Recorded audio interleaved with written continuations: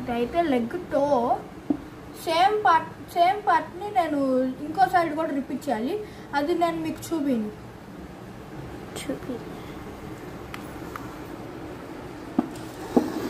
ఇదైతే పర్ఫెక్ట్గా వచ్చేటట్టు చూసుకోవాలి కదా.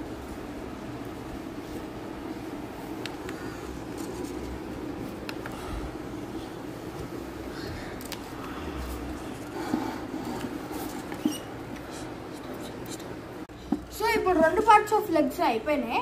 ఇప్పుడు మనం లెగ్స్ నుంచి స్టార్ట్ చేద్దాం. ఇప్పుడు నాకు ఈ బ్లాక్ వైర్ అనేది అవసరంలా.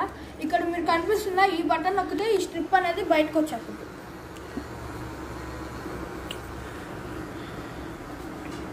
వెనక నుంచి బయటకు వచ్చేద్దాం.